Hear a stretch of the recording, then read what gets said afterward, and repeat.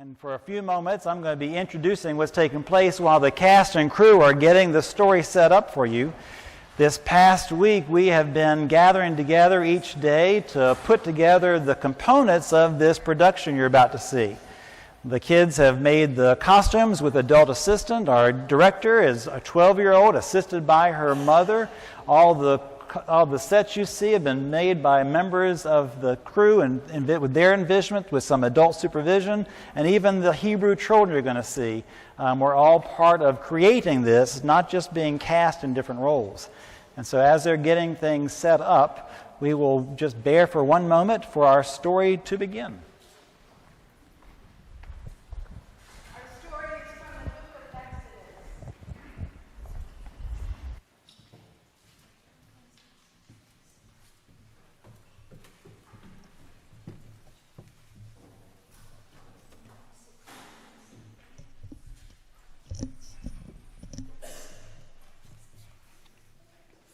The story of Miriam comes to us from long ago, after the time of the patriarchs Abraham, Isaac, and Jacob, and after the time of Jacob's son, Joseph.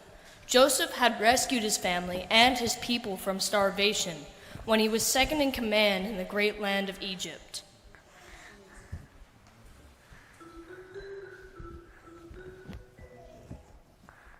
Because Joseph had saved food for 7 years of famine, everyone in that part of the world went to Egypt to save themselves from starvation. Over time, the famine receded, but many Hebrews were still living in Egypt. Sadly, they became slaves of the Pharaoh and were given the hard task of making bricks and building pyramids, and things were about to get even worse.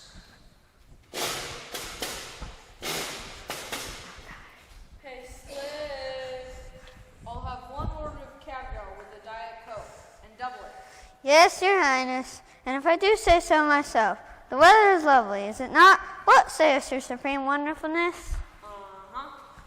My wife and family do enjoy the most wonderful of all lives you have afforded them.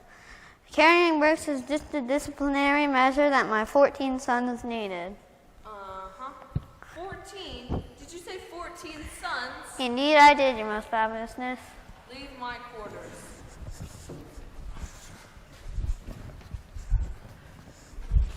I must think. This is not good. Do we have any thousands of members of strange culture living among us? They are not Egyptian. How do I know that in that time together they might not turn against Egypt and fight for our enemies? I will find a way to keep this alien population from being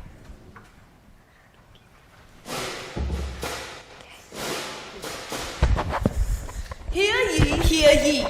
It is hereby decreed by Pharaoh, ruler of the land of Egypt, that any son born to a Hebrew is to be drowned in the sea of reeds.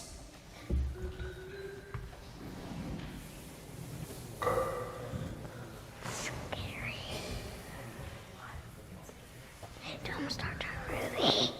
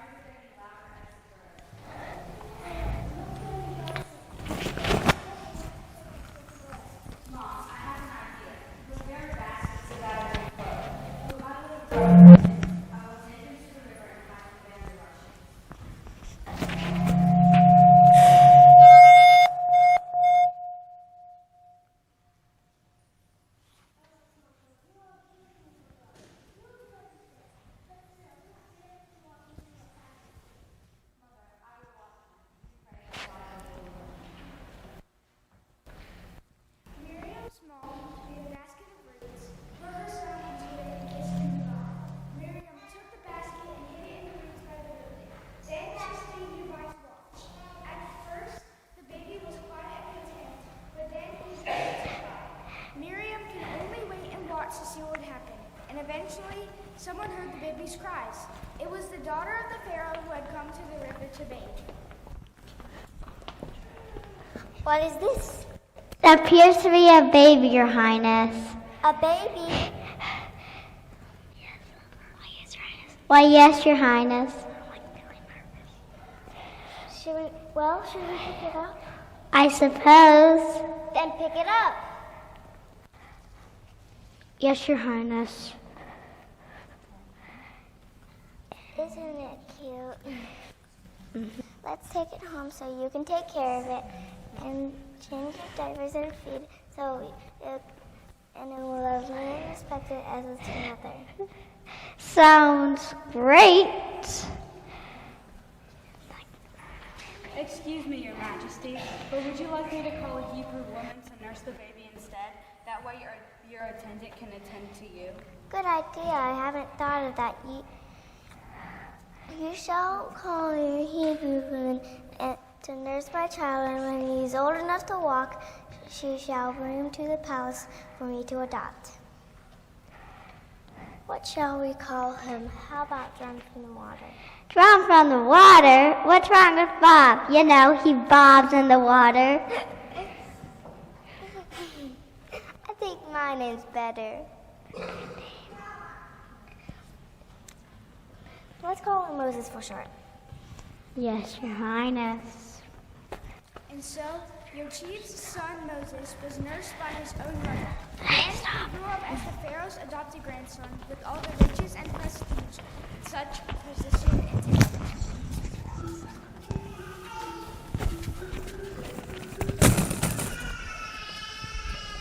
Little did Miriam know that little boy Moses would grow up to be a savior of his people.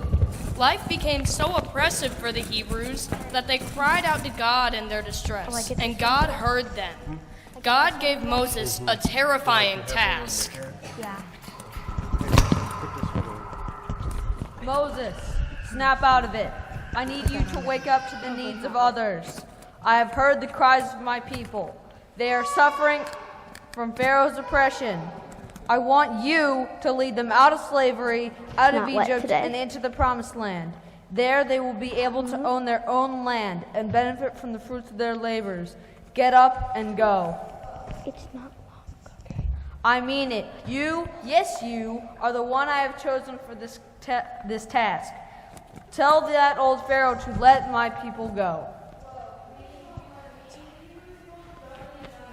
I grew up in the Pharaoh's house, not among the Hebrews. What makes you think they will listen to me? I am their God, and I am your God, and I am sending you to them.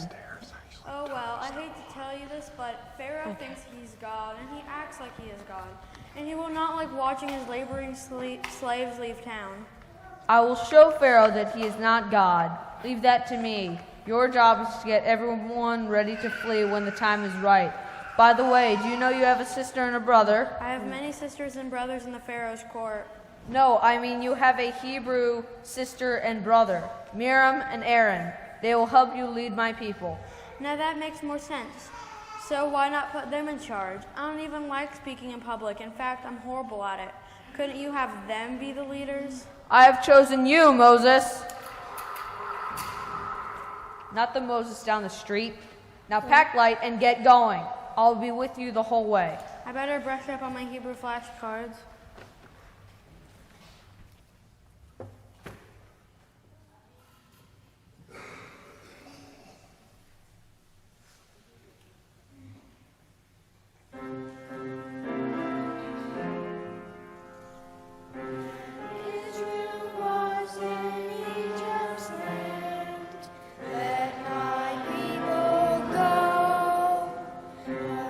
So hard they could not stand.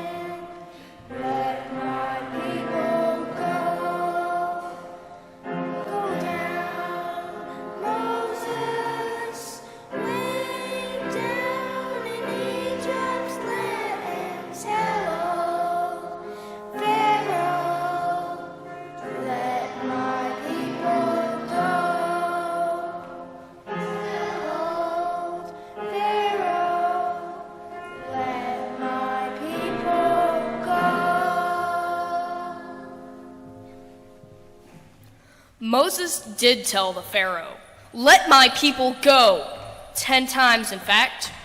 Each time a horrible plague came when Pharaoh said no. But finally, after the 10th plague, Pharaoh had had enough. He realized Moses' God was stronger than he was. So he finally told Moses to take his people and get out of his sight. Moses had all the people standing at the ready, and they fled before Pharaoh could change his mind. It all went fine until... I hate to tell you this, Moses, but there's a hazard up ahead, a water hazard. Well, probably more than a hazard, more like a roadblock. Well, more than a roadblock, really. Let's just say if we try to go through it, well, we'll probably all die. I'm pretty sure. It's pretty much, it's a sea. A sea, oh my gosh, we can't walk through a sea, and where will we find enough boats to get us all across? Is there even a ferry? How long will it take to ferry everyone across? Days, weeks, a fortnight? What is a fortnight anyways? I have no idea, but it probably doesn't matter. You see, Moses, I hate to tell you this, but there's more bad news. You remember how Pharaoh lets us go and we went? Well, apparently Pharaoh kind of changed his mind. Aaron, what do you mean Pharaoh changed his mind? Well, we heard news from the back of the caravan, and, Pharaoh and his horsemen are in a bunch of chariots heading this way. So sorry to tell you this. Really, I am. Wait, what? Did God lead us out here just to kill us off? This is terrible. I want to quit. Can I quit now? Why don't I sign up for this? Wait a minute, Moses. God did not send you to us to destroy us. God sent you to save us. It is time to ask God for direction. Go ahead, ask God what to do.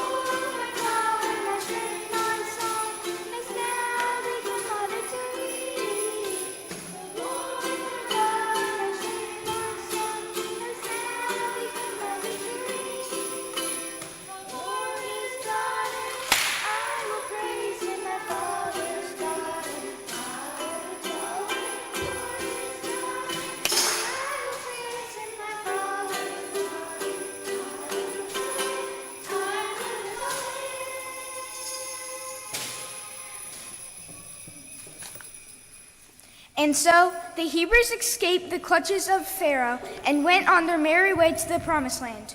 Or we wish it happened that way. Truth be told, it took 40 years to get there. That's 40 whole years. Turns out they were not so good at following directions. Well, they were not so good at following God's direction. They would get mad at Moses, and Moses would get mad at them, and everybody got mad at God, and 40 years went by. It was, shall we say, long enough for a generation of hard-headed people to pass on, clearing the way for a new generation to get things started in the Promised Land. Even Miriam and Aaron lost their patience. Have you ever seen a whole group of people get put in time out?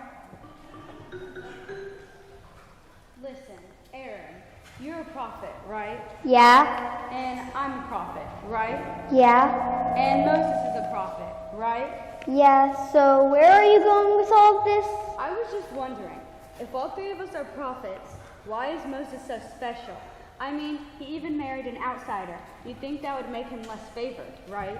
Hey, right. Why is Moses so considered so special then? Seems like we should be all be treated equally, at least. Yeah, at least. Hey! I heard that. Oh, something tells me it's time to be quiet and listen. Miriam, Aaron, Moses. Yeah, God, we're listening. It is true. All three of you are my prophets. I give you visions. I speak to you in dreams. I make my will known to you so that you can lead my people. But Moses is different, and you know it. But God, how is Moses different from us? With Moses, I speak directly, not in riddles. We are in fact face to face. Why then have you spoken against my servant Moses? Your behavior really ticks me off. Gosh, God. We are sorry. I am glad to hear it. Nevertheless, you must suffer the consequences of your words. You will be put in timeout for 7 days. Your words affect those around you, especially since you are leaders.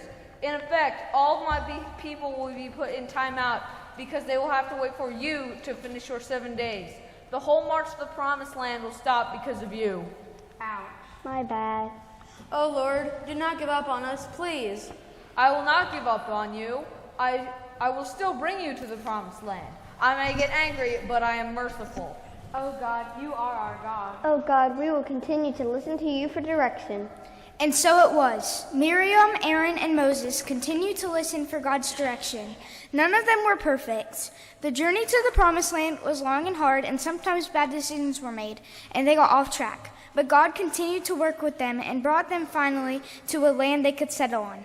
They named it Israel, because their founding father Jacob, son of Isaac, son of Abraham, had been named Israel after he wrestled with God in the wilderness. The name Miriam has been revered through the centuries, and its Greek form is the name of the mother of Jesus, Mary. The end.